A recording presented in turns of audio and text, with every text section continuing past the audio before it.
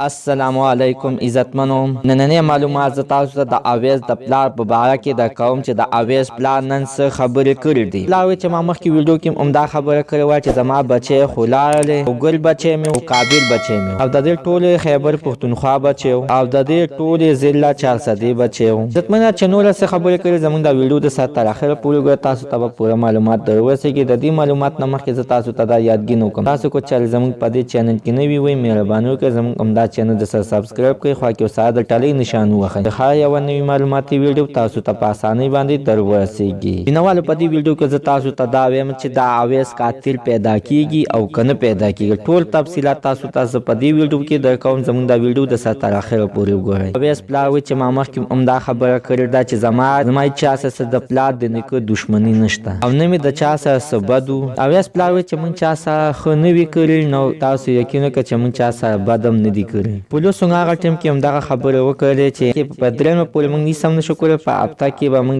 دننه موږ قاتل ګرفتار کوو او ستا مخې ته به یې ودروو. هغې نه بعد د پولیسو دا خبره وه نن به شي، سبا به شي، هفته بعد به شي او په هغې کې نن دا شپږویشتمه ورځ ده چې تر اوسه پورې د قاتل څه پته ونه لګي. او دوی ما دغه پولیس ما ته همدغه خبره کړې چې ته 60% ته خبره رسېدلې، 10% ته خبره رسېدلې، 70% ته خبره رسېدلې، 90% ته خبره رسېدلې. پولیسو مو دغه خبره کړې ده چې پلار ته یې پته ده خو پلار یې دعوه نه کوي. پلار وایي که چېرې ما ته کو پته وی نو ما به پیښې بیا به دعوه کړې وی، بیا به ما دا خلکه نه وی په عذاب کړی، دا کلی به مې نه وی په عذاب کړی، پښتانه به مې نه وی په عذاب کړی. پښتانه په هر نړۍ کې د ما سره شا په شا باندې ولاړ دي او زه دومره بې پښتو کار نه کوم چې ما ته پته وی پیښې بیا ما به دعوه به بیا به نه کولی. اویس پلار وایي چې په حیثیت په پښتون دا خبره ته کوم چې ما ته وښایي خپل قاتل، زه ګورم د ده زور چې د نه زه خپل بدله څنګه اخلم. دا اویس پلار وایي چې منم چې اویس خو لاړ، اویس خو زه خو دا دنیا په دې بل سایډ باندې کوم، زه اویس زه نشم راوستلی. زه دغه دپاره زور کوم چې سبا بل اویس وکتل نه کړي، دغه درنده ته زه دغه شانې سزا ورکوم چې سبا بل درنده داسې کار ونه کړي. زه دغه درنده ته وښیم دا ته آخر په څه باندې قتل کړو، دا آخر داسې څه غټه ګناه کړې وه چې تا یې دومره قتل ته تیار ناست وې چې تا دومره